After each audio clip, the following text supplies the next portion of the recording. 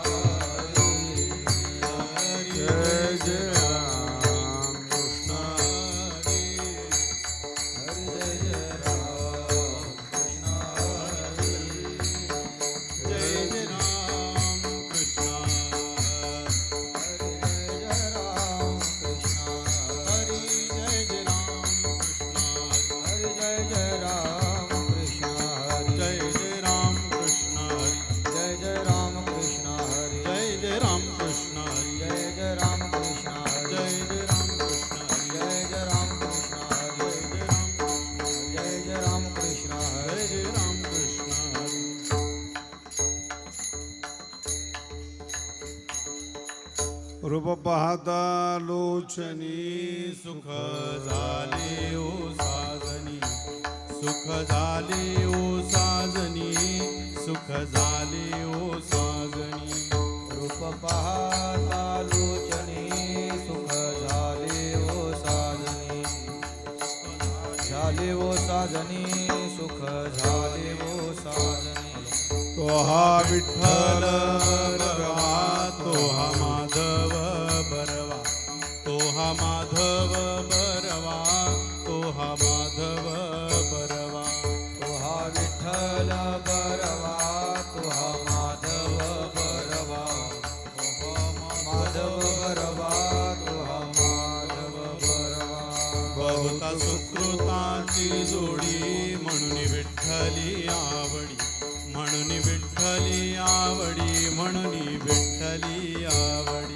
बहुत सुकृताची जोडी म्हणून विठ्ठली आवडी, म्हणून विठ्ठली आवडी, म्हणून विठ्ठली आवडी. तो हा विठ्ठल बरवा, तो हा माधव बरवा, तो हा माधव बरवा, तो हा माधव बरवा.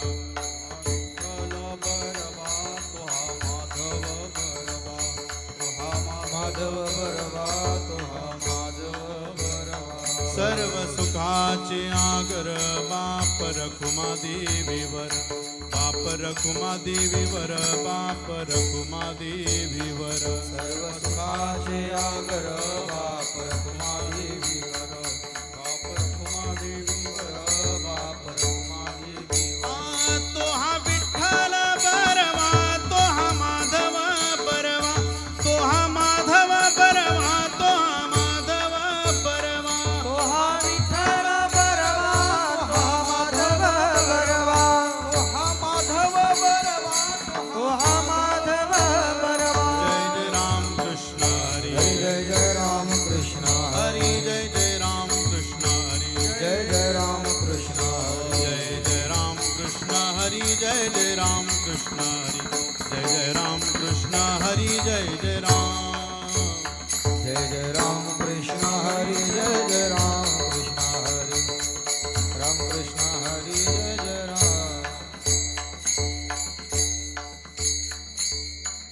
रूप पाहता लोचनी सुख झाले ओ साजनी, तो हा विठ्ठल बरवा, तो हा माधव बरवा. बहुत सुकृताची जोडी म्हणून विठ्ठली आवडी, तो हा विठ्ठल बरवा, तो हा माधव बरवा. सर्व सुखाची आगर बाप रखुमा देवीवर, तो हा विठ्ठल बरवा, तो हा माधव बरवा. विठोबा रखुमाई, विठोबा रखुमा, जय जय विठोबा रखुमाई, जय जय विठोबा रखुमाई, विठोबा रखुमाई.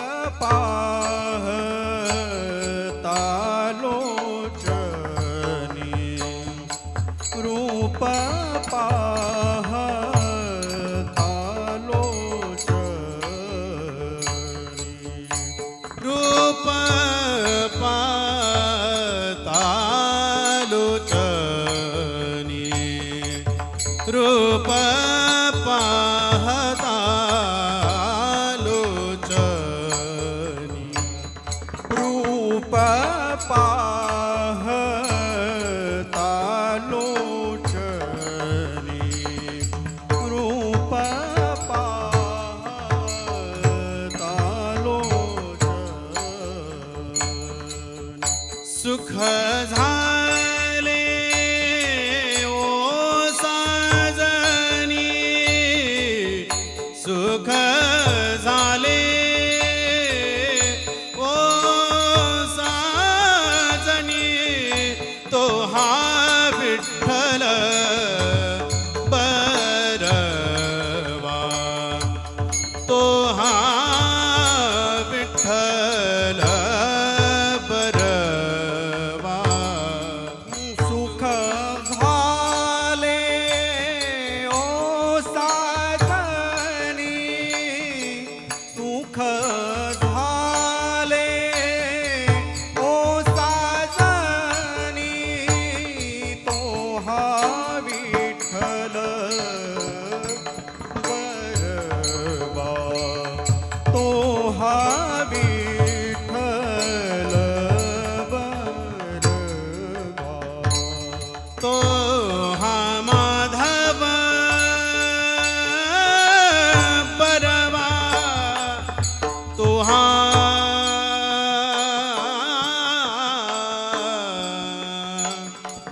माधव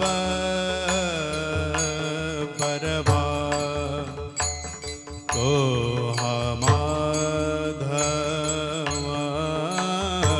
बरवा तो हा माधव तो हा माधव बरवा बरवा तो हा माधव बरवा तो हा माधव तो हा माधव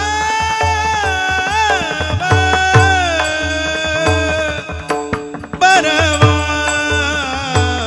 तो हा माधव माधव बरवा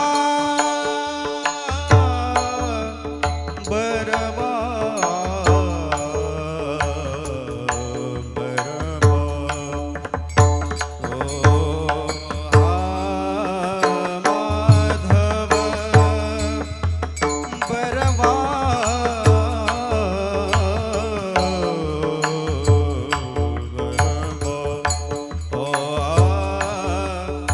माधव बरवा माधव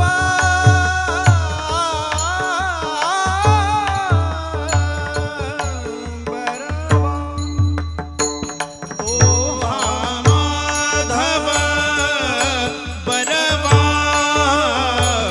तो हा माधव बरवा तो हा विठ्ठल बरवा तो हा विठ्ठल बरवा बरवा विठ्ठल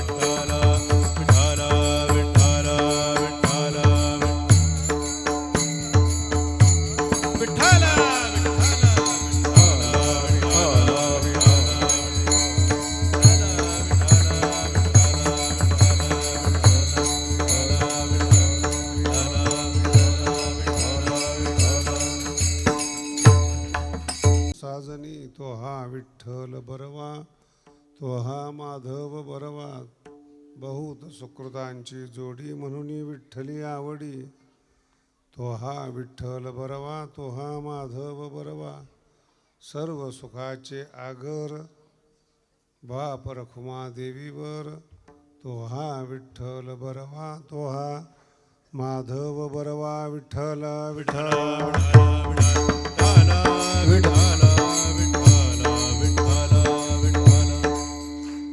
आज कीर्तनाला सगळं स्त्रियाच पुढं बसल्या.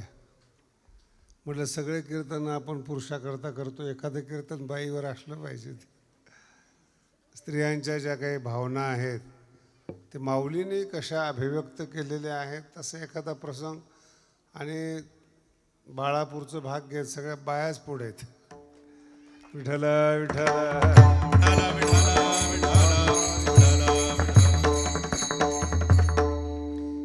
एक अनुवाद नावाचा प्रकार असतो. अनुवाद. तुम्ही तुमच्या रूममध्ये बसला आणि गुलाबजाम खाल्ले, करंजा खाल्ल्या, काही दागिने तुमच्या घरामध्ये आहेत ज्याच्यामध्ये हिरे लावलेले आहेत, पण ते रूममध्येच आहेत, ते काही बाहेर काढले जात नाहीत. जेवण करताना दरवाजा लावलेला असतो. फ्लॅट जसा असतो ना, आता ती संस्कृती आलेली आहे. आता फ्लॅटमध्ये आतमध्ये काय आहेत, किती करोडचे दागिने आहेत, काय जेवलं जातं, शेजारच्या लोकांना माहिती नाही होत. संसाराचा नियम निसर्गतः असा आहे, अभिव्यक्त झाल्याशिवाय आनंदच मिळत नाही. विठ्ठल विठ्ठल. अभिव्यक्त झाल्याशिवाय आनंदच मिळत नाही. कोणताही माणूस असो, निसर्गतः आहे ते, काही वेगळा भाग नाही आहे. लोकांना वाटतं की बायांच्या पोटात काही राहत नाहीत, बरोबर आहे की नाही? पण पुरुष तर बायांच्याच पोटात राहिलेले आहेत ना, त्यांना कसं काय जन्म दिलेला आहे? याचा अर्थ असा आहे की त्या लवकर प्रगट करतात. आणि पुरुषसुद्धा प्रगट करतात, ते मित्रामध्ये गपचीप पद्धतीने प्रगट करतात. आज तिकडं मी पिऊन आलो, तिकडं खाऊन आलो, बायांना नाही सांगत ते. आणि जर नाही सांगितलं तर ती मजाच येत नाही. पहा, हल्लीच्या कॉलेजच्या प्रकरण तर असे आहेत, नुसतं एखादा पोरगा बोलला किंवा पोरगी बोलली की इकडे येऊन सांगणार आमचं जुळलं म्हणून. याला अनुवाद म्हणतात. अनुवाद म्हणजे काय? मिळालेलं काहीच नाहीत, पण ते सांगितल्याशिवाय त्याचा आनंद येत नाही. किती चांगलं घरामध्ये जेवण करा, दोनच माणसं असू द्या, हिरे जडीत रत्न असू द्या घरामध्ये, बाहेर आले की ते चेहऱ्यावर 12 वाजलेले असतात. मग लग्नामध्ये जे प्रदर्शन केलं जातं त्याचं मूळ हेतू आहे की आम्ही किती श्रीमंत आहोत हे लग्नामध्ये दाखवलं जातं. म्हणून जुन्या काळामध्ये 2-4 हजार वर्षापासून जो डाका पाडला जातो ना, तो ते लग्नाच्या दिवशीच पडतो. कारण की जे काही जमिनीने पुरलेलं असतं, लपवलेलं असतं, इकडं तिकडं हे केलेलं असतं. कारण की त्या काळात काही बँक लॉकर नव्हते, म्हणून सूत्र पण त्या काळातले असे, धना आणि भूमो असं कुठंतरी खोदलेलं असायचं आणि त्याच्यात पैसे असायचे, सोनं असायचं. अजूनही हांडेचे हांडे सापडतात. एक तो चोर असा भेटला भगवानगडावर मला, म्हणे महाराज मी अशा ठिकाणी ठेवलंय की जे हयातीत कोणाला सापडणार नाही. म्हटलं मला तरी सांग. नाही तुम्हाला काही सांगायला हरकत आहे म्हणे. महादेवाचं नंदी बाजूला केलं आणि त्याच्या खाली हांडा ठेवलाय. जागा आता कोणाला संशय काय येणार त्याच्यामध्ये? प्राणप्रतिष्ठा केलेली आहे. इको कमी कर आणि बास ट्रबल वाढव आणि पुन्हा त्रास देऊ नको. विठ्ठल विठ्ठल.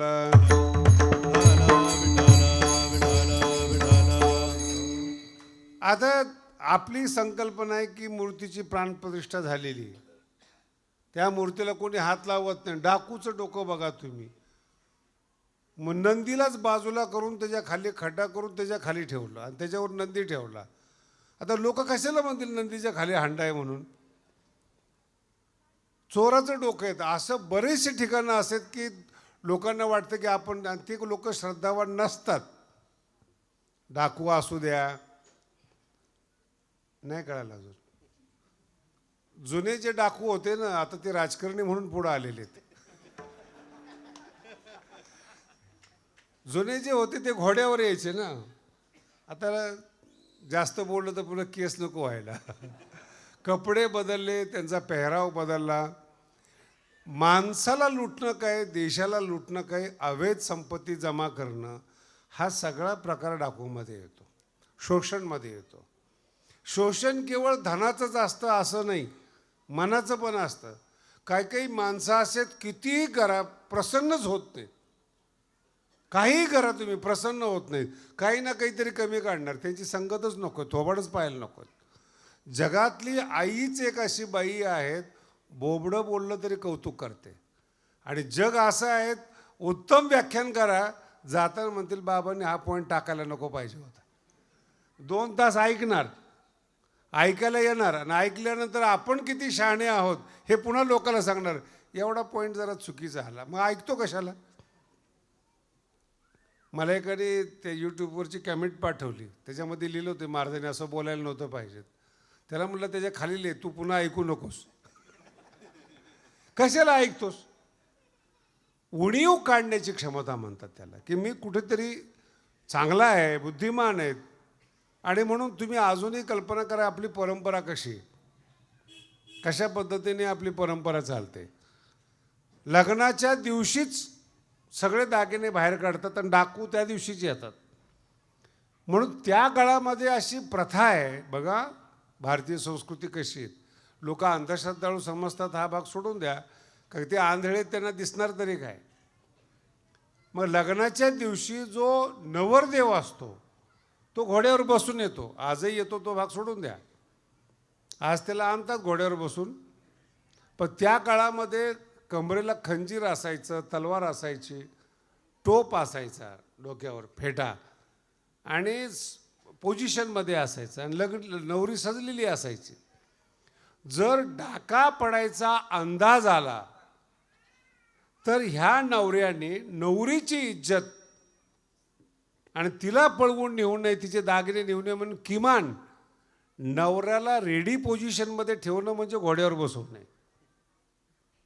मग त्याच्या कमरेला ते लावलेले तलवार वगैरे, आणि त्यांनी त्या मंडपात आल्याबरोबर त्यांनी मुलीला बसवायचं डाका पडल्याबरोबर, आणि घोड्यावर घेऊन निघून जायचं. त्या काळात तेच तेवढंच एक साधन होतं घोड्याचं. आता हे गाढवा असे का करतात मला नाही माहिती, पण त्या काळातली ती संस्कृती आहे की मुलीचा बचाव झाला पाहिजे, मुलीची इज्जत वाचवली पाहिजे, मुलीला डाकुनी पळवून नेऊ नये. म्हणून रेडीमेड घोड्यावर बसलेला जो नवरदेव असायचा, जसं वातावरण दिसलं की त्याला बसवायचे, तो घेऊन जा, आम्ही आमचं पाहत मागच्या मागं काही पाहू, पण मुलीची इज्जत वाचली पाहिजे. ती परंपरा झाली. दिंडीमध्ये सुद्धा तसंच आहे. आपली जी परंपरा आहे ना, आपण भजन करत करत करत जातो पंढरपूरला. त्या काळात दुसरं साधनच नव्हतं. मग का जातो, आपल्याकडे पताका असते, टाळ असतात, वाजत वाजत जातो. त्या काळात जंगल होते. पूर्वी जर एखाद्या माणसाने संकल्प केला काशीला जायचा, तर लोक 10व्याला जसं रडायचे, मैतीला जसं रडायचे, तसं तो माणूस गावातून जाताना काशीला जाताना रडायचे. का की तो काशीला गेल्यानंतर पुन्हा येणार नाही. खरं आहे ना, किती राज्य ओलांडायचे, किती किलोमीटर पायी पायी त्याला लांब जायचे. भाषा वेगळी, जंगलामध्ये जेवण मिळतं का नाही, पशुपासून वाचतो का नाही, परत येतो का नाही. म्हणून आपल्या मराठीमध्ये ती म्हण केली, काशी केली म्हणून. काशी केली शब्दाचा अर्थ संपला की आता तो जिवंत राहिलेला नाही, अशी प्रथा आहे ती आपल्या काळामध्ये. भारतीय संस्कृतीशी रिलेटेड काही संस्कृती आहेत. मग जेव्हा वाजत गाजत दिंडी जाते पंढरपूरला, त्याचे 2-3 फायदे होतात. हे डाकूसुद्धा डोंगराने बसलेले असतात. मग त्याला लांबून वराड आला असं वाटू नये म्हणून त्या पताका असतात. आणि वाजत गाजत जात असताना जे आसपास श्वापदं पडलेले आहेत, विंचू साप काही रस्त्याने पडलेले आहेत, आवाज आला की ते निघून जातात, रस्ता मोकळा करतात. म्हणून ते भजन करत करत करत भेने पळती यमकिंकर म्हणजे वरचे यमकिंकर नाहीत, हे साप विंचू श्वापद हे यमकिंकर आहेत. विठ्ठला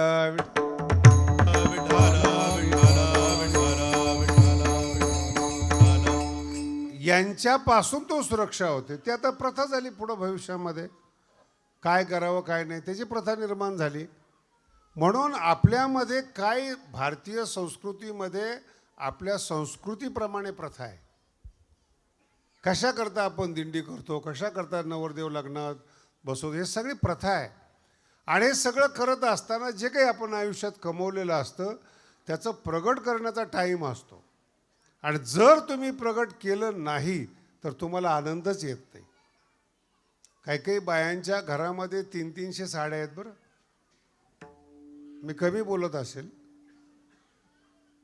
पण किमान असं गृहीत धरा 2-4 कपाटं भरलेलेच आहेत, तरी पण त्यांना असं वाटतं एक साडी डबल नाही वापरायची.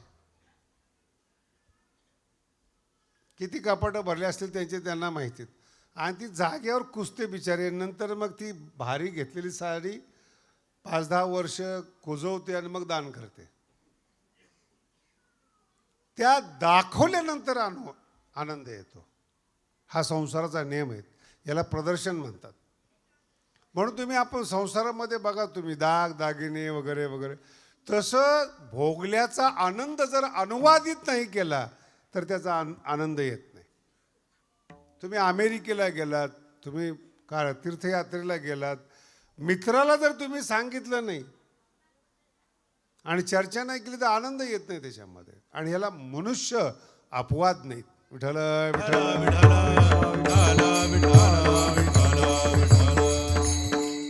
सगळ्यात महत्त्वाचा प्रश्न, मनातलं सगळं सांगावंसं वाटतं प्रत्येकाला, पण विश्वासू मित्र भेटला पाहिजे. संसारातली अडचण, विश्वासू मैत्रीण भेटली पाहिजे. लपून ठेवावं असं काही वाटत नाही, प्रगट करावं असं वाटतं. म्हणून ज्यावेळेस गीता सांगितली तिथे हा शब्द वापरलेला आहे, ए हृदयीचे ते हृदयी घातले. अर्जुनाचे तुझ्यापासून आजपर्यंत लपवून ठेवलं होतं मी, पण तू माझा विश्वासू मित्र आहेत, आवडता मित्र आहेत. आता काही लपवून ठेवावं असं वाटत नाही, काढावं असं वाटतं. विश्वास संपादन करायला 50 वर्ष लागले अर्जुनाला. ज्यावेळेस गीता ऐकायला बसला त्यावेळेस 80 वर्ष वय होतं. आणि सांगणाऱ्याचं कोण बोलतं रे? विठ्ठल विठ्ठल.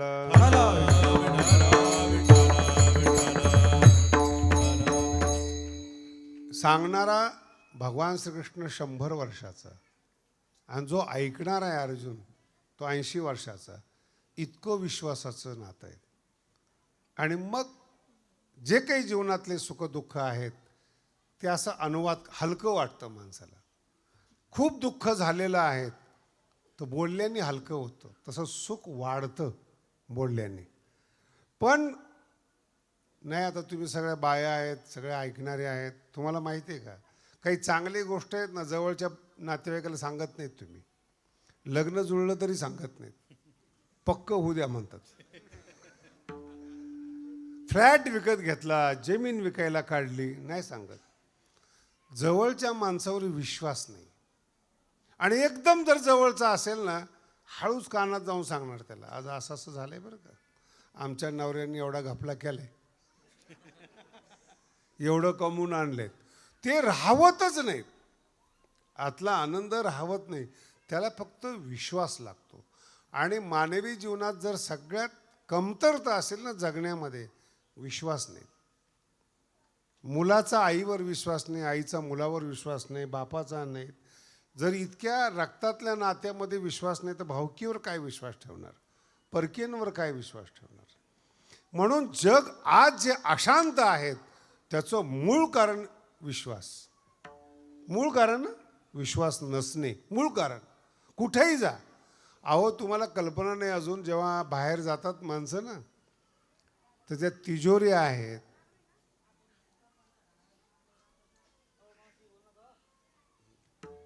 विठ्ठल विठ्ठल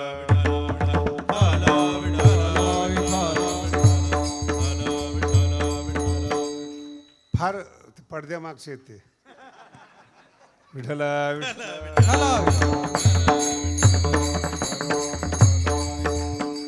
तर तुम्ही आजही बघा, जेवढे आता तरुण पोरं मोबाईल वापरतात ना, ते पासवर्ड म्हणजे काय, सिक्युरिटी. सिक्युरिटी म्हणजे काय, विश्वास नाही, दुसरं काय.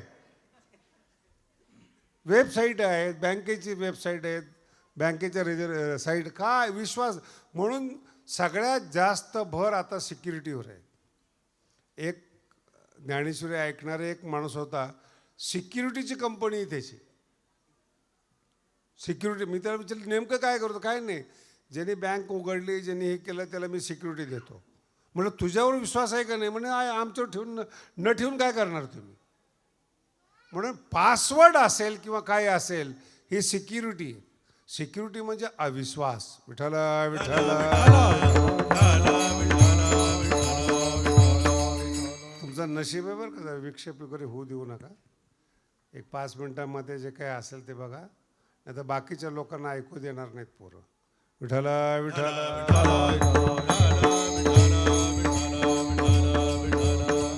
आणि एकदा विषय माझ्या हातून गेला ना तर मला सुद्धा माझ्यावर विश्वास ठेवत नाही विषय. म्हणून एकदम शांतपणाने जर ऐकलं तर तुम्हाला चांगलं कीर्तन ऐकायला मिळेल. फक्त बोलू नका, कारण की फ्रेश कीर्तन आहेत. तुमच्या चेहऱ्याकडे पाहून ते बाहेर निघतात. घेऊन जा ना बाई. एवढे लहान पोरं घेऊन कीर्तनाला येते म्हणजे घरी राहत नाही म्हणून तर पाठवलेत नाही इकडं. विठ्ठला विठ्ठला.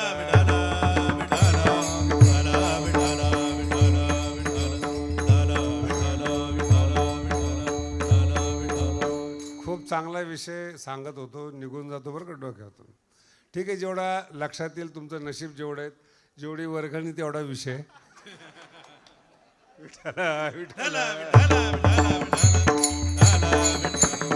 अनुवाद करणं ज्याला म्हणतो आपण सिक्युरिटी, तसं एक विश्वास नावाचा प्रकार आहे, तो पाहिला जातो. या अभंगामध्ये जो सुख अनुभवले ज्ञानोबारायांनी, प्रत्यक्ष ज्ञानोबारायांनी, त्याचा अनुवाद कोणाकडे करावा हा एक विश्वासाचा प्रश्न आहे. आणि काही काही बारीक बारीक गोष्टी असतात, खोडी ज्याला म्हणतो आपण. प्रत्येक माणसामध्ये व्यंग असतं. प्रत्येक कितीही मोठा माणूस असला ना त्याचं एक छोटं व्यंग असतं. बायको समजदार असेल तर ती सांगणार नाही. मराठी कळली का. आई नाही सांगत, आई गुण सांगते, दोष सांगत नाही. पण कधी कधी मित्र बायको हे जे असतात ना त्याला व्यंग. प्रत्येक माणसामध्ये एक उणीव असतेच. सगळ्या अंगाने माणूस चांगला झाला तर त्याला देव म्हणावा, उणीवच नाहीत. लोक देवाची उणीव काढतात तर माणसाची सोडून द्या. एक व्यंग असतं, एक कमजोरी असते, एक वीक पॉईंट असतो, तो झाकायचा असतो. आणि तो मित्र झाकत असतो. कितीही काही झालं तर मित्राला कापलं तरी ते रहस्य बाहेर निघत नाही. त्याला मित्र म्हणतात. तो भेटावा लागतो हा भाग सोडून द्या. जेवढे जगातले चांगले ग्रंथ आहेत ना हे मित्राच्या संवादातले आहेत. गीता जगातलं श्रेष्ठ तत्वज्ञान आहेत. पण त्याचा जर बांधा पाहिला आपण तर 2 मित्राचा संवाद येतो. आणि त्या संवादाने जगाचं कल्याण झालं. अर्जुन आणि मित्र होते. आपत्ती काय आली हा महत्त्वाचा भाग नाही. आपत्ती काय अर्जुनावरच येते, तुमच्यावर येत नाही का. म्हणून एक नातं आहे. कुठेतरी प्रगट दुःख का होईना प्रगट, आणि ते पूर्ण ओरिजिनल दुःख प्रगट करावं वाटतं. कसा त्रास दिला, काय दिला. स्त्रियांच्या बाबतीत तर एवढं आता स्त्रिया फार मोकळ्या झाल्यात. 20 वर्षापासून सासू घाबरायला लागली. आता जुन्या काळामध्ये स्त्रियांची हिंमतच नव्हती. त्याचं नावच आहे सासूरवास. सासूरवासचा अर्थ बायांना खूप चांगला समजून सांगतो बरं का. पूर्वी मुलीचे लग्न होत होते, आता बायांचे लग्न होतात. 8 वर्षात भवेत कन्या. 8 वर्षाच्या मुलीच्या दरम्यान तिला कन्या म्हणतात. मग भारतीय संस्कृतीमध्ये 8-9 वर्षाची मुलगी झाली की तिचं लग्न करायचे. आता ती 8 वर्ष आईच्या सान्निध्यात राहिलेली मुलगी जेव्हा ती 9-10 वर्षाच्या वेळेस नांदायला जाते तर त्या सासूची इच्छा असते की मुलाचा संसार करता यावा म्हणून ती शिकवते. आणि त्या शिकवणाऱ्याला ती सासूरवास समजते. लक्षात येते का. आपल्या मुलाची बायको ही चांगली असावी, स्वयंपाक करता यावा, काटकसर करता यावी, मुलाचा संसार करता यावा. कोणत्या आईला वाटत नाही बरं जी आज सासू झाली सून आहे तिला पण वाटतं ना आपल्या मुलाचा संसार चांगला व्हावा. पण समजण्यामध्ये फरक पडतो. कारण की तिचं बालवय असतं, 9-10 वर्षाची असते. तिला तीच कळत नाही मी कोण आहे. तर संसार म्हणजे काय कधी कळणार. आणि त्या काळामध्ये पहाटे उठून पाणी भरणं, गिरण्या नव्हत्या. आता किती बाया भाग्यवान. बरं येताना कामावून येताना नवरा दळून आणतो, किती भाग्यवान आहेत. पूर्वी गिरण्या नव्हत्या, घरी दळावं लागायचं, सासूबरोबर हात करावं लागायचं, गावरान खायला मिळायचं, शेती करावं लागायची. घर आणि दार याला संसार म्हणतात. घर बाईनी सांभाळायचं असतं, दार पुरुषांनी सांभाळायचं असतं. दाराच्या बाहेर जेवढ्या गोष्टी असतात त्या कोणाच्या असतात? आणि आत्ताच्या काही स्त्रिया मला भेटल्या नवीन नवीन मुंबईमध्ये, महाराज ही जरा जुना काळ गेलाय, आम्ही स्वतंत्र आहोत. म्हटलं चुकीची कल्पना आहेत. जे हत्याकांड आणि बलात्कार घडतात ना, ते केवळ तुम्ही स्वतःला अतिसुशिक्षित समजतात म्हणून होतात. तेव्हा पुरुषाची चूक नाही का, ती चुकलेलेच आहेत. माझा मुद्दा समजून घ्या. त्यांचं निसर्गतः तसं बनवलेलं आहेत. जर तुम्हाला वाटत असेल ते चांगले वागावेत, तर माझ्या माहितीप्रमाणे सांगतो, खूप चांगले पुरुष संसाराच्या कामाचे नसतात, ते तुकोबाराय होतात. कळते? खूप चांगले पुरुष संसाराच्या, मुंबईला प्रवचनं चालायची माझी घाटकोपरला, 87-88ची गोष्ट आहे. थोड्या बाया जास्त असायच्या. तर मी बाईला विचारलं की तुम्ही एवढ्या प्रमाणामध्ये येतात, नवरे काय येत नाहीत? ते म्हणे त्यांनी जर तुमचं ऐकलं ना, आमच्या हातातून गेले तर. म्हणजे चांगलं ज्ञान पुरुषांनी ऐकू नये इथपर्यंत करावं लागतं बरं का. संसार कोण करणार संसार? म्हणून दाराचा व्यवहार जो असतो तो पुरुषांनी करायचा असतो. आणि स्त्री एकदा दाराच्या बाहेर गेली ती सुरक्षित नसते. तिच्या जपण्यासाठी भारतीय संस्कृती आहे. ती सुरक्षित राहावी म्हणून ऋषीमुनींनी विचार केला आहे.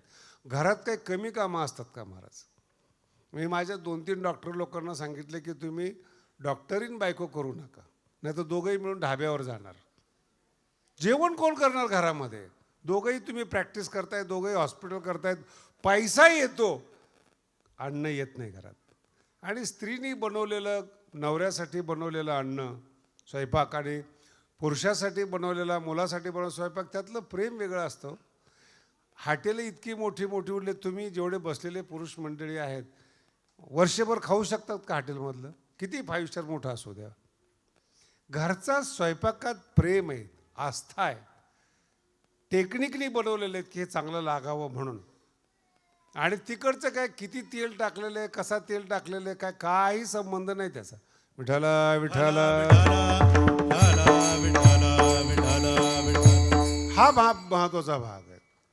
आणि मग विश्वास ठेवता येत नाही अशी जेव्हा घटना घडते, तेव्हा भगवान श्री ज्ञानोबाराय आपल्या बुद्धीला, ते स्वतः स्त्री होतात बरं का ज्ञानोबाराय, या अभंगाची विशेषता आहेत. खरं म्हणजे ते पुरुष आहेत पण त्यांना माऊली म्हणतात. ज्ञानोबाराय एकमेव संत असे की त्यांना काय म्हणतात? माऊली म्हणतात. आणि तो माऊली शब्द इतका कठीण झाला आहे, आता तुम्हाला काय सांगू. जे जे लोक संताची नावं ठेवतात ना, तुकाराम महाराजांचं नाव ठेवतात, एकनाथ महाराजांचं, माऊलीचं नाव ठेवतात, खूप कठीण आहे. ते चांगले वागले तर ठीक, नाही तर आज तुकाराम कुठे? गुत्त्यावर आहे. उधारी कुणाची आता फार जास्त तुम्हाला सांगत नाही, त्या नावाचं पतन आहे ते. मग माऊली म्हणजे काय? महाराष्ट्रातल्या साधकांना, संतांना जन्म देणारी आहे आध्यात्मिक, म्हणून ती माऊली आहेत. आणि तिने भावना ओळखलेली आहेत म्हणून ती आपल्या बुद्धीला मैत्रीण करते. आणि सांगत असताना खूप सुंदर सांगते. पहिल्या चरणात रूप पाहता लोचनी, रूप पाहता लोचनी, पाहता लोचनी,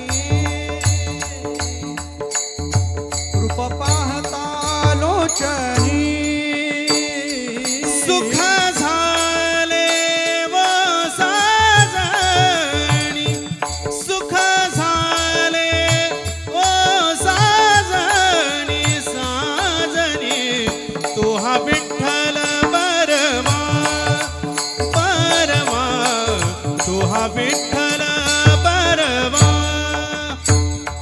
सुख झाले ओ साजणी, सुख झाले ओ साजणी, तो हा विठ्ठल बरवा, तो हा विठ्ठल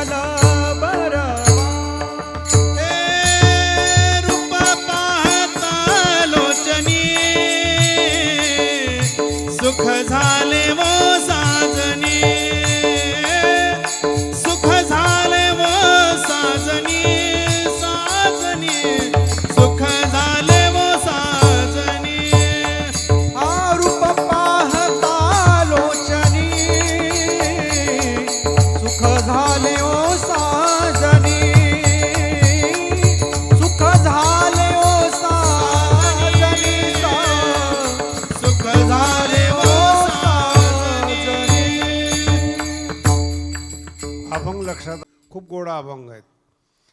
कधीच पुरुष असं म्हणताना ऐकलं का रूप चांगलं आहे म्हणून? पुरुषामध्ये रूपाची किंमत स्त्रीला असते. कारण की पुरुष जेव्हा जन्माला येतो तो आईच्या उदरातून जन्माला येतो, आणि तो जर कर्तृत्ववान असेल, देखणा असेल, बुद्धिमान असेल, त्याने कितीही जरी आईला त्रास दिला तर ती पाहिल्या वेध लावी. म्हणून जेवढे अभंग आहेत त्या सगळ्यांचा सार स्त्रीच्या शब्दातून बाहेर आलेला आहे. कृष्णाला पाहत असताना तुम्ही काय पाहता? रामाला पाहत असताना काय पाहता? जेवढे संस्कृतमधले शास्त्र आहेत ना, फक्त रूपाचं वर्णन करणार आहेत. रूपाचं वर्णन. भगवान रामचंद्र प्रभू कसे होते, दिसायला कसे होते. तुम्ही आता अनेक भजनं वगैरे ऐकले, तुम्ही तुमच्या मनामध्ये त्यांचे सगळं आठवून घ्या. कृष्णाचं वर्णन करत असताना काय वर्णन केलेलं आहे? ज्ञानोबारांचं वर्णन करत असताना उगवला खांब कर्दळीचा गाभा. किती देखणे होते ज्ञानेश्वर महाराज, त्यांचं वर्णन आलेलं आहे. वैदिक घराण्यामध्ये आणि राजघराण्यामध्ये माऊलीचा जन्म आहे. बरं, माऊलींचे पंजोबा जे होते ते फार मोठे योद्धे होते आणि आपेगावचे राहणार होते. त्यावेळेस देवगिरी राजधानी होती आणि मी संभाजीनगरला कीर्तन करतोय. म्हणजे तुम्हाला लवकर समजेल की ते अंतर किती आहेत. देवगिरीचं राजकारणामध्ये पंजोबा होते आणि ते युद्धात मारले गेले, बीडच्या युद्धामध्ये. म्हणून त्यांच्या आजोबांनी ठरवलं की इथून पुढं आपल्याला राजकारण करायचं नाहीत, मारायचं नाहीत. म्हणून आपल्या मुलाला शिकवलं, विठ्ठलपंतांना शिकवलं आणि अजून पुढं शिकावं आणि मोठा व्हावा म्हणून ते काशीला निघाले होते. अशांच्या घरात ज्ञानोबारांचा जन्म आहे. विठ्ठल विठ्ठल. आणि जेव्हा हे कीर्तनकार सांगतात ना, असं झालं नाही, तसं झालं नाही, मला फार वाईट वाटतं बरं का. प्रत्येकाच्या जीवनामध्ये दुःखाचा फेज येतो, नाही असं नाही. 2-4 दिवस दुःखाचे असतात. याचा अर्थ त्या माणसाने जीवनात आनंदच घेतला नाही असा असतो का? तुम्ही माझ्या समोर बसलेले आहेत, 1-2 वर्ष तुमचे दुःखात गेले असतील ना. शिकत असताना गेले असतील, काहींचा बाप खराब आहेत, मार खाण्यात दिवस गेले असतील, काहींची सासू खराब आहेत. पण तो एक फेज म्हणतो आम्ही त्याला, एक जीवनाचा क्रम आहे तो. आणि तो पार पडल्यानंतर जो सूर्योदय होतो सुखाचा, तो फार छान असतो. आणि जे जे माणसं दुःखातून गेलेत तेच या जगातले कर्तृत्ववान आहेत, सुखातले माणसं नाही आहेत. पूर्ण जगामध्ये बघा तुम्ही, श्रीमंत माणसाच्या मुलाने क्रांतीच केली नाही. हे सकारात्मक बोलतोय. श्रीमंत माणसाच्या घाबरतात ते. तुम्ही दम देऊन बघा, संध्याकाळी तुमच्या घरात पिशव्या येतात नोटाच्या. कशाला पंगा घ्यायचा आपण? आणि असं जर म्हणलं असतं तर राष्ट्राची रक्षा होते का? म्हणून श्रीमंत माणसं आतून घाबरलेले असतात. आपली संपत्ती आहेत, आपल्याकडे काय आहेत, आपल्याला भांडणं नको. बुद्धिमान माणसं भांडणं नाही करत कधी. भांडणं भीमासारखी माणसं नाही लक्षात येतं. कारण की भांडणं करत असताना फार मेंदू वापरावा लागत नाही. दणका दिल्यानंतर मग विचार वकील करेल, पण दणका द्यायची ताकद तुमच्यामध्ये पाहिजे. मग बुद्धिमान लोकात क्रांती होत. जेवढे शिकलेले माणसं आहेत पहा, आता त्यांची नावं मी कीर्तनात घेत नाही, पण आठवा, सगळे विदेशात शिकून आलेले आहेत. स्वातंत्र्याचा त्यांना अर्थ कळालेला आहे आणि मग त्यांनी भारतात येऊन स्वातंत्र्य असलं पाहिजे म्हणून गुणगान गायला आणि तुम्ही पाठीमागं उभा राहिले. पारतंत्र्यच कळत नव्हतं कोणाला, ज्ञान बंडखोरी करायला लावतं. शिकणे येते. 1000 वर्ष गुलामगिरीमध्ये भारत होता, नंतर इंग्रजांच्या काळात गुलामगिरीमध्ये होता. गुलामगिरीची सवय लागल्यामुळं आत्तासुद्धा लोकशाहीचा अर्थ कळत नाही. जे दिलेलं स्वातंत्र्य आहे त्याचा उपयोग करता यावा याला सुद्धा अक्कल लागते. विठ्ठल विठ्ठल. म्हणून ध्येयानं वेडी होणारी माणसं वेगळी आहेत आणि पैशासाठी वेगळी झालेली माणसं वेगळी आहेत. आता तुम्ही जेवढे बसलेले आहेत ना, सगळे कोणते पिक्चर पाहतात माहिती आहे का? मुलीसाठी वेड्या झालेला जो हिरो आहे त्याचेच पिक्चर पाहता तुम्ही. कुणाचे पिक्चर पाहता? आणि घरात ते घडलं नाही पाहिजेत. आणि पिक्चर तुम्हाला तेच आवडतात जिथं हिरो आपल्या हिरोईनसाठी आयुष्य देतो, जान देतो, भांडणं करतो, कोळाबरोबर बापाबरोबर बंड खरी करतो, त्याचे तुम्ही पिक्चर हिट करता. खरं आहे खोटं आहे?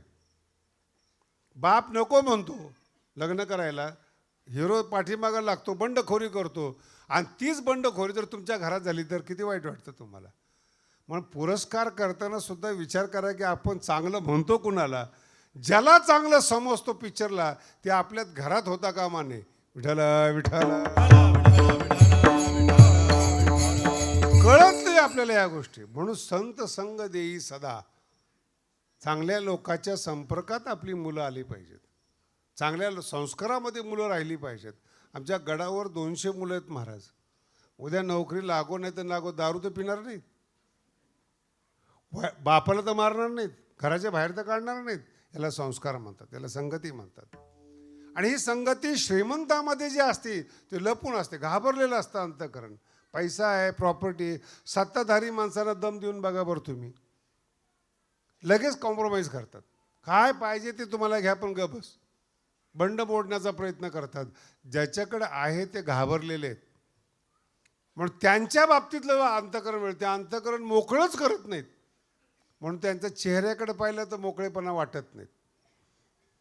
ज्ञानोबांनी ज्ञानेश्वरीमध्ये फार सुंदर सांगितले बरं का. पुण्यवान कोणाला म्हणावं, दर्शने प्रशस्ती पुण्यपुरुष. ज्याला पाहिल्यानंतर समाधान वाटतं त्याला पुण्यपुरुष म्हणावं.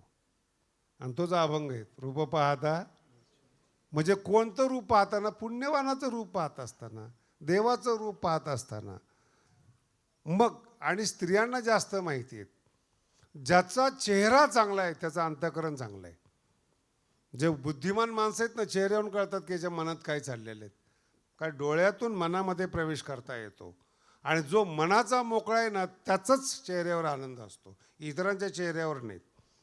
म्हणून भगवंताचं कृष्णाचं रूप पाहिल्यानंतर, रूप पाहता काही लागत नाही बरं.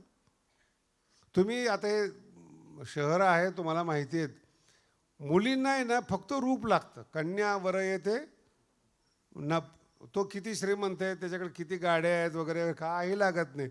मुलीला जर म्हटलं ना तो गरीब आहे पण दिसायला चांगला आहे, ती मुलगी श्रीमंताच्या घरातून पळून जाते. आळंदीमध्ये मी धर्मशाळा बांधत असताना बघितलं का मोठ्या घराण्यातली बाई गौंडीचं काम करत होती.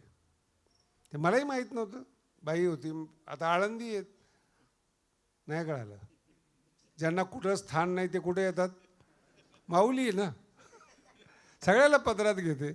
मग नंतर मला त्या कॉन्ट्रॅक्टरने सांगितलं की मोठ्या घराण्यातली असं तसं. मग मी तिला विचारलं की भाऊ एवढ्या मोठ्या घराण्यातली तुझ्या हाताखाली 4-5 नोकर, तू आता गौंडी काम करते. म्हणे महाराज इथं आम्हाला समाधान मिळतं. विठ्ठला विठ्ठला.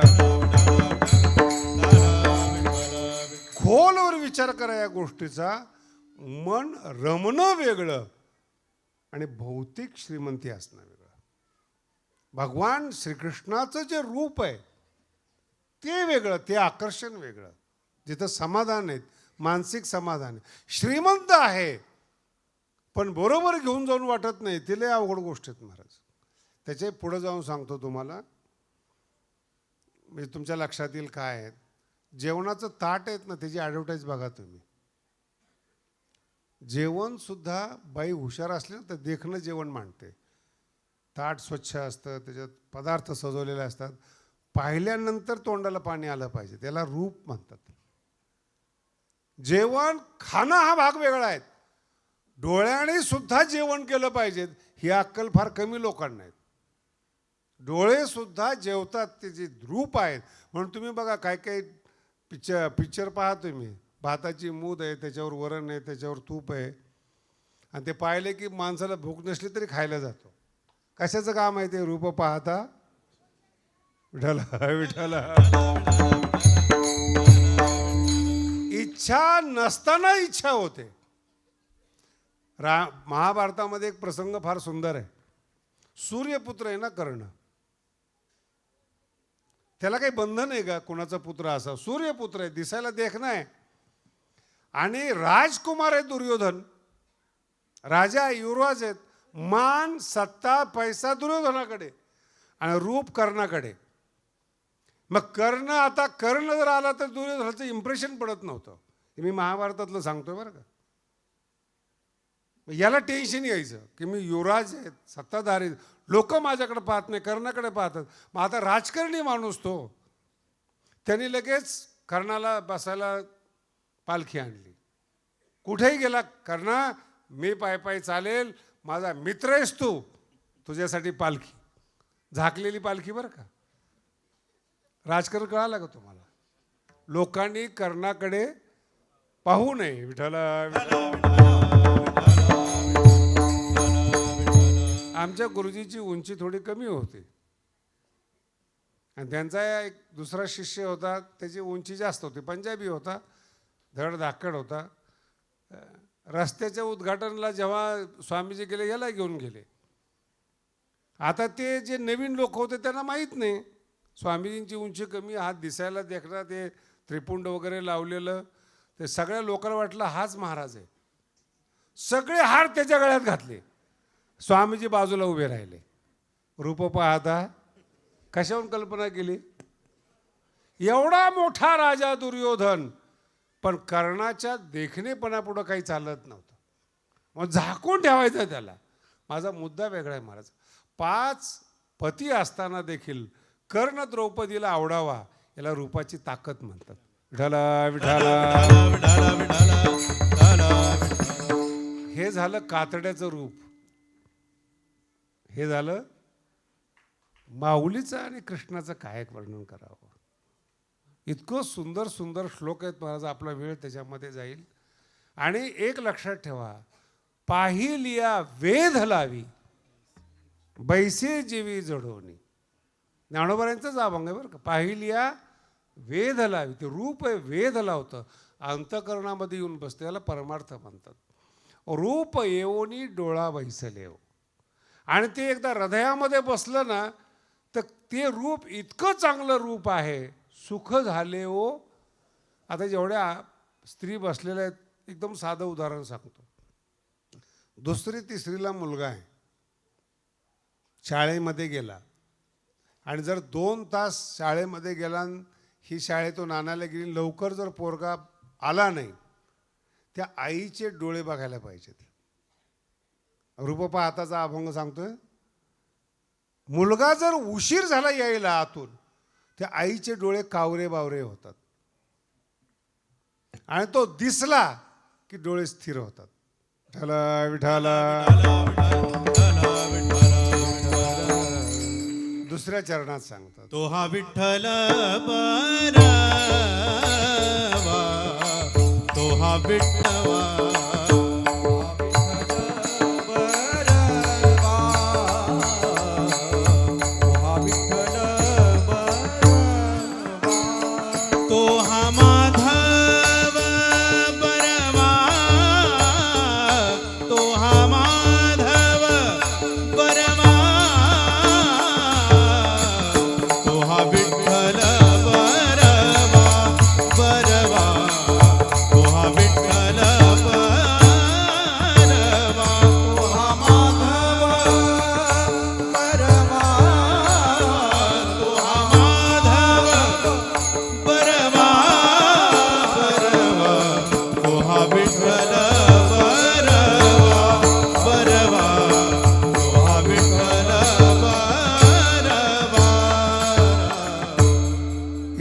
शब्द फार महत्त्वाचा आहे. बरवा, तो हा विठ्ठल.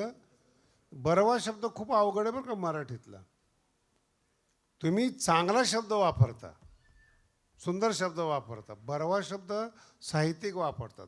ज्याच्यामध्ये दुःखच नाही त्याचं नाव आहे बरवा. बरवा ओ हरी दुःखच नाही त्याला बरवा म्हणतात. विठ्ठलामध्ये दुःख नाही. माधव विठ्ठल एकच नाव, आई दोन्ही नावाने बोलत असते, त्याला बरवा म्हणतात. ज्याच्यामध्ये दुःख असते, काही केलं तरी दुःख नाही, तो बरवा. फक्त पाहिलं पोराला की डोळे शांत होतात. तो देत नाही काही. मराठी समजून घ्या. मुलगा काही देत नाही, पण दिसला की अंतःकरणाला गारवा लागतो, त्याला म्हणतात बरवा. भगवंताला पाहिलं ना की ज्याचं हृदय प्रेमाने ओथंबलेलं आहे ते शांत होतं. कुठल्याही संतांनी काहीही आजपर्यंत मागितलेलं नाही. संत इतके श्रीमंत आहेत महाराज, काय सांगायचं तुम्हाला, एक एक वर्णन करावं. अनुभवामृतामध्ये भगवान श्री ज्ञानोबांनी आपल्या ग्रंथाला श्रीमंत म्हटलेले आहेत. श्रीमंत अनुभवामृतामध्ये माझा अनुभवामृत एवढा श्रीमंत आहे, गरीब लोकांनी येऊन अभ्यास करावा आणि त्यांनी श्रीमंत व्हावं, एवढी श्रीमंती अनुभवामृतामध्ये. त्याचे कर्ते आहेत ज्ञानोबाराय. ग्रंथ एवढा देखणा आणि श्रीमंत आहेत, त्याचे कर्ते आहेत ते किती असतील मोठे. म्हणून भरलेलं जे अंतःकरण आहेत, ओथंबलेलं जे अंतःकरण आहेत, ते एकदा पाहिलं ना मागतच नाही काही, आणि मागितलं ना त्याला माणूसच म्हणू नये. दंडकारण्य बरं का, आपण ज्या एरियामध्ये राहतो याला दंडकारण्य म्हणतात.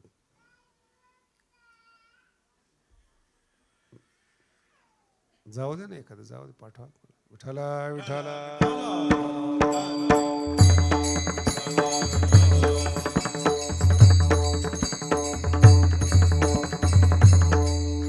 दंडकारण्यामध्ये एक असं, आता अयोध्या कुठे तुमच्या लक्षात येत असेल आणि नाशिक कुठे ते बघा तुम्ही. मध्यंतरी नरभक्षी माणसं होते, आदिवासी लोक आहेत ना, आत्तासुद्धा माणसं मारतात. जर तुम्ही काही एरिया पाहिला, अजूनही माणसाला प्रवेश नाही आहे तिथे. आपल्यामध्ये खंड आहे हा भारताच्या अंतर्गत, तिथं एकच जमात राहते, दुसऱ्या माणसाला येऊच देत नाहीत ते, माणसं मारतात ते. बराच प्रयत्न केला त्या माणसाला माणसात आणण्याचा, पण त्या माणसाने माणसं येऊच दिले नाहीत, की तुम्ही नकोच. आता त्या एरियातून हे तिघजण चालले होते, भगवान श्री रामचंद्र प्रभू, मध्यंतरी सीता आणि पाठीमागं लक्ष्मण. आता जाताना दिवसभर त्यांना पाणी मिळालं नाही. लोक यायचे, पायचे जायचे, पायचे यायचे जायचे. मग संध्याकाळी अत्री ऋषींच्या आश्रमात गेले ते, तेव्हा जाऊन त्यांना काही पाणी जलपान थोडंसं खायला मिळालं. आणि त्यांनी बोलता बोलता अत्री ऋषींना सांगितलं की महाराज, सकाळपासून आम्ही फिरतोय, जंगलातून येतोय, पण ना आम्हाला कोणी पाणी विचारलं, ना काही फळं विचारले, ना थांबासा म्हटले. लोक यायचे, बघायचे जायचे, बघायचे जायचे. अत्री ऋषी म्हटले, महाराज तुमच्या रूपाचा एवढा प्रभाव होता, ते तुम्ही जिवंत आले हे तुमचं नशीब आहे. कारण की जे येत होते ते नरभक्षी होते, आदिवासी होते. ते तुम्ही जेव्हा येत होते तुम्हाला पाहिलं की त्यांना असं वाटायचं की हे देखणा माणूस याला मारू नये, चांगला माणूस याला मारू नये, हे पाहून निघून जायचे. हेच उपकार आहेत. विठाला विठाला. आणि कधी कधी हे उपकार समजत नाहीत बरं का. आळंदीमध्ये धर्मशाळेचं उद्घाटन होतं. एक आमदार आले आणि मला विचारलं की धर्मशाळा बांधताना तुम्हाला काही त्रास झाला का? म्हटलं नाही. मग इथल्या आमदारांनी काही तुम्हाला मदत केली का? मराठी नीट समजून घ्या बरं का. इथल्या आमदारांनी तुम्हाला काही मदत केली का? म्हटलं नाही. पण असं कसं काय तुम्ही म्हणता त्रास झाला नाही तुम्हाला? म्हटलं नाही झाला त्रास. मग मदत केली नाही का तुम्हाला? म्हण नाही. ते म्हणे तुम्हाला त्रास न होणं हीच मदत आहे ना, तर ते कधीही काम अडवू शकले असते. नाही कळालं? एखादा नगरसेवक असेल तर काम अडत नाही. आणि जर वाटलं एखाद्याला की याचं काम अडवावं, कोणी काडी लावली हे सुद्धा कळत नाही, पुढं तुम्ही सॉल्व करायला त्याच्याकडे जा. असं तुम्ही आहेत का? मग आम्हाला न विचारता काम कसं काय सुरू केलं? शब्द लक्षात ठेवा. हा प्रभाव पुण्याचा आहे, तेजाचा प्रभाव आहे. बरवे पण तेव्हाच येतं जेव्हा तुमचं अंतःकरण निष्पाप असतं. विठाला विठाला. निष्पाप अंतःकरण असतं. आणि माझ्या समोर तुम्ही एवढे लोक बसलेले आहात, तुम्हाला सुद्धा वाटत असेल चांगले माणसं जीवनात यावेत, बसावेत, भेटावेत, मित्र व्हावेत. पण एक सांगतो तुम्हाला, चांगली माणसं दिसत नाहीत हो. तुकोबाराचा अभंग फार सुंदर आहेत. कोण पुण्य यांचा होईन, कोण पुण्य शब्द, काय पुण्य घेऊन जन्माला यावं की हे संत भेटावेत. याचाच अनुवाद तिसऱ्या अभंगामध्ये आहे. तिसऱ्या सुकृताची जोडी, बहुता सुकृताची जोडी, बहुता सुकृताची जोडी, बहुता सुकृताची जोडी. म्हणून विठ्ठली आवडी,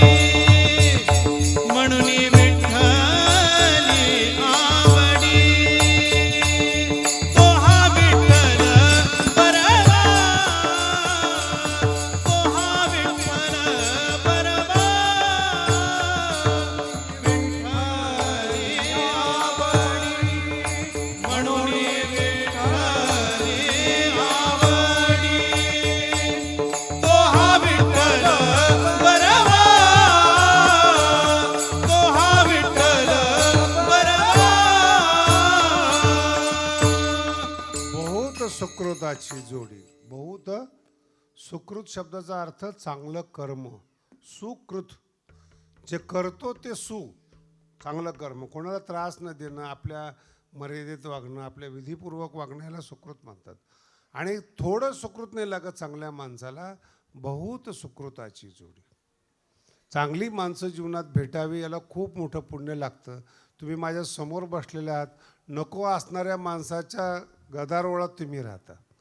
शेजारी त्रास देतात, बाहेरचे त्रास देतात. आणि आता भारताची तर परंपरा अशी विचित्र, कशाने त्रास होईल सांगता येत नाही महाराज. कितीही चांगला वागा, जातीवादाने त्रास होतो, धर्माने त्रास होतो, राजकारणाने त्रास होतो, रस्त्यावर जात असेल तर बंद होतो, कोण दगडं फेकल काही सांगता येणार, सुरक्षितच नाहीत. सगळा भारत राम भरोसे, काही सांगता येत नाहीत. म्हणून चांगलं गाव, चांगली लोक एकत्रित यावेत, याला खूप भाग्य लागतं महाराज. जगामध्ये काही पुस्तकं प्रसिद्ध, काही एरिया प्रसिद्ध आहेत. जपानमध्ये एक एरिया आहे, 100 वर्षाच्या खाली माणसंच मरत नाहीत. मग त्या पुस्तकातलं आणि त्या भागातलं रहस्य मी मागच्या वर्षी गेलो होतो, तिथं पाहिलं. माणसं आहे ना, अशी देव माणसं आहेत महाराज. विनम्रतेनं बोलणं, पाप मनामध्ये नसणं, 100 वर्ष निरोगी जीवन जगतात. आणि माणसं एकत्रित राहतात. न भावकी आहे, न प्रगती आहे, न विरोध आहे, काही नाहीत. आपण माणसं आहोत, आपल्याला 100 वर्ष जगायचे आहेत, याच्या अतिरिक्त दुसरं ध्येयच नाहीत. अशी माणसं मिळण्यासाठी बहुत सुकृताची जोडी. कळलं का? Bank balance. तुम्ही चांगलं कर्म करताय, लगेच खर्च करतायत. अन्नदान दिलं, पंगत दिली, लगेच नवस पूर्ण, ते संपलं पुण्य. जोडी शब्दाचा अर्थ आहे बँक बॅलन्स. पुण्य जमा करा, खर्च नका करू. छोट्या छोट्या गोष्टीमध्ये खर्च करू नका. आणि मोठ्या गोष्टीसाठी पुण्य लागतं. तुम्ही बंगला घ्यायचा असेल, पैसा लागतो त्याला. जमीन घ्यायची असेल, मोठी जमीन, पैसा लागतो. तो जोडलेला पैसा लागतो. म्हणून बहुत सुकृताची एक सुकृत जोडी, बँक बॅलन्स, पुण्याचं बँक बॅलन्स. म्हणून विठ्ठलाचं रूप पाहिल्यानंतर समाधान कधी होतं? ज्याच्या जीवनात सुकृत आहे त्याला ते विठ्ठलाचं रूप पाहायला मिळतं. आपण पंढरपूरला जाऊन मूर्ती पाहतो का रूप पाहतो? रोजचा अभंग तुम्ही ऐकलेले 7 दिवस. सुंदर ते मूर्ती सुंदर म्हटले का या अभंगात? सुंदर ते.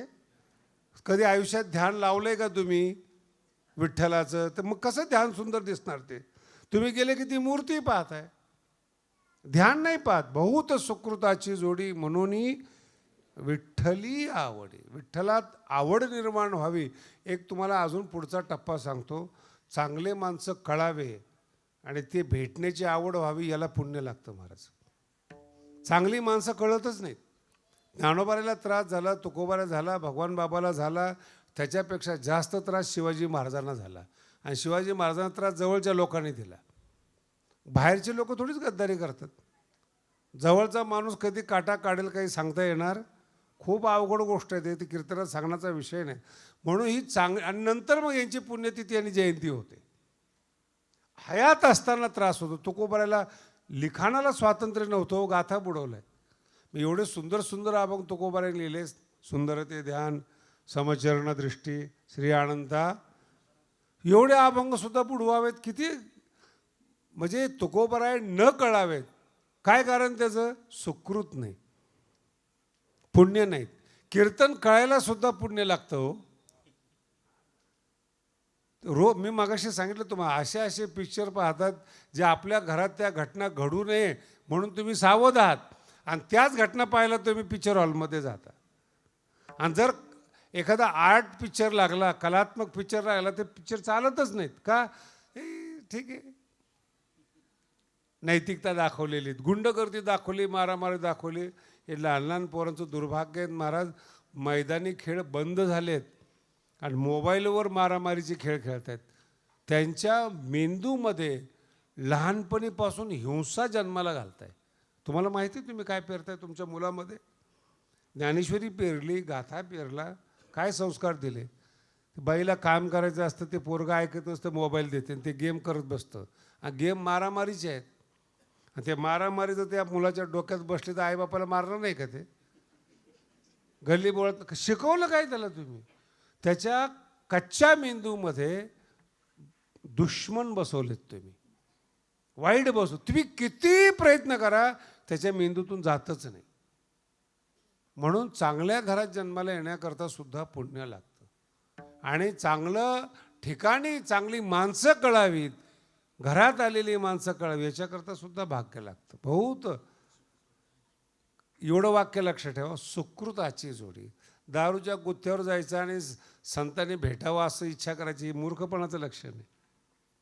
दिवसभर लोकांचे मुंडके तोडायचे. आणि हे नामदेव महाराजांचा अभंग आहेत. हरिदासाच्या चरणी लोळे लोटांगण संत आले की, आणि केशी धरोनी कापी गळे. 700 वर्षापूर्वीचा अभंग आहे. केशी धरोनी केसांनी गळा कापता तो, आणि संत आले की लोटांगण. बहुत सुकृताची. जर तुम्हाला समाधान पाहिजे असलं ना, सुकृताचं बँक बॅलन्स पाहिजे, जोड पाहिजे, मग तुम्हाला प्रेम निर्माण होतं. मला बरेच लोक विचारतात, मला ज्ञानेश्वरी कळत नाही. म्हणलं कळावी असं काय केलंय तुम्ही? नाही कळत नाही. तू कोण आहेस? कशामुळे तुला कळायला पाहिजे? काय समजतात स्वतःला? लोक फार व्यवहारित.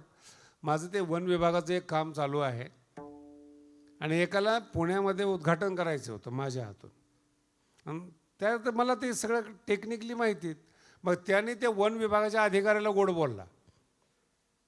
आता आमचं गडाचं काम आहे वन विभागाच्या अधिकाऱ्याकडे. मग त्याला वाटलं यांच्यामार्फत तारीख घ्यायची. फार हुशार लोक, कुठून वशिला लावतील, कसे शोधतील, कुणाचं ऐकतात, कोण आहेत, काय बरोबर. आणि तो त्या वन अधिकाऱ्याला घेऊन माझ्याकडे आला. आणि मग त्यांनी सांगितलं, महाराज पुण्याला उद्घाटन आहे, तुम्ही यावं असं वाटतं याला. त्या माणसाकडे सगळं निरीक्षण करून पाहिलं. म्हटलं काय आहे तुझं? ते म्हणे एक 20-25 कोटीची बिल्डिंग आहेत, हॉस्पिटल आहेत, आमकं वगैरे वगैरे सांगितलं. तुमच्या हातात उद्घाटन ठेवायचं आहे. म्हटलं 21 वर्षामध्ये भगवानगडासाठी असं काय केलं की त्या महंतांनी तुझ्यासाठी 400 किलोमीटर प्रवास करावा? मराठी कळली का? जाणं 200 किलोमीटर पुणे, येणं 200. असं काय केलं 21 वर्षामध्ये की भगवानगडाचा महंत तुझ्या घरी यावा? असं काय केलं? बहुत सुकृताची. त्याच्यावर बोलतोय काय केलं? तू गपच बसला तो. आणि त्या वन विभागाला सांगितलं, हे तुमचे कामं नाहीत महाराज असले, हे धंदेवाईक लोक आहेत, यांना घेऊन येत जाऊ नका माझ्याकडे. तुमचं काही काम असलं तर सांगा. काहीही न करता पुण्याचं फळ आपल्याला मिळावं असं समजणं गाढवपण आहे.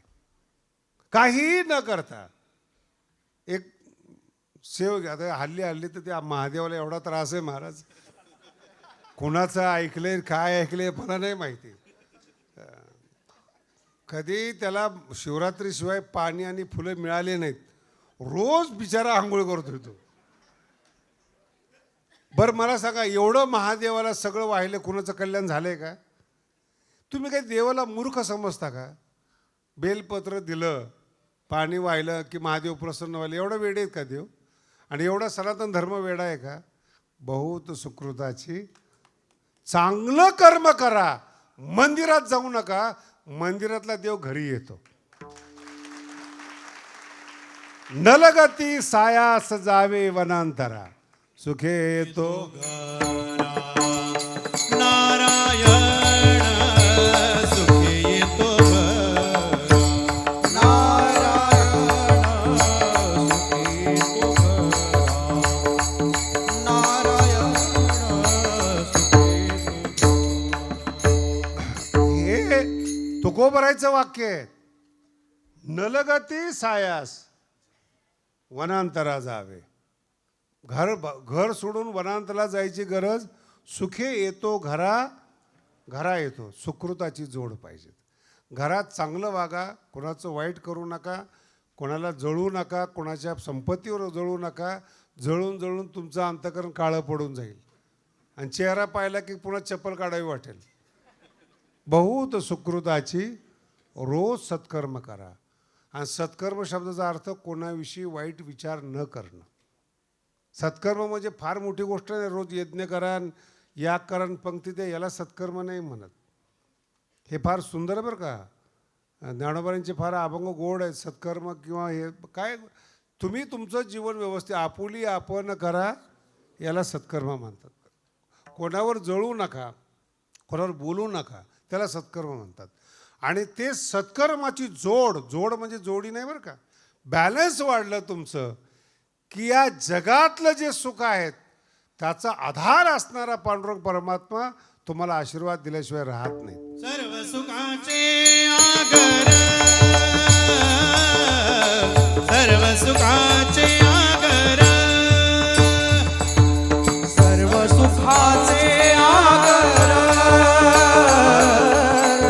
सर्व सुखाचे आगर. बाप रखुमा देवीवर, बाप रखुमा देवीवर, तुहा विठ्ठल परवा परवा, तुहा विठ्ठल परवा. ओ बाप देवी वर, बाप देवी वर, तुहा विठ्ठल परवा परवा, तुहा विठ्ठल परवा. रखुमाई विठोबा रखुमाई, रखुमाई, ज्ञानेश्वर माऊली ज्ञानराज माऊली महाराज, ज्ञानेश्वर माऊली ज्ञानराज माऊली तुकाराम ज्ञानेश्वर माऊली.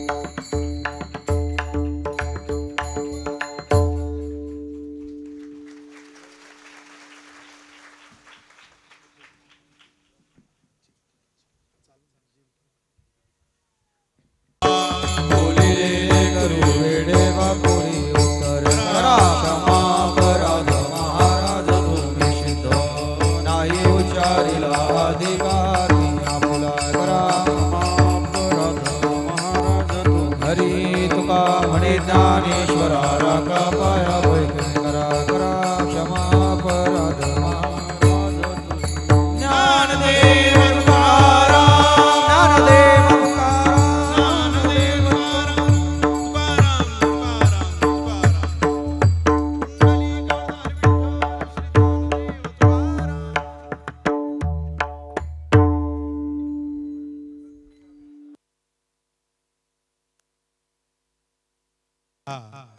कीर्तन झालंय बर का, उठलं तरी चालेल.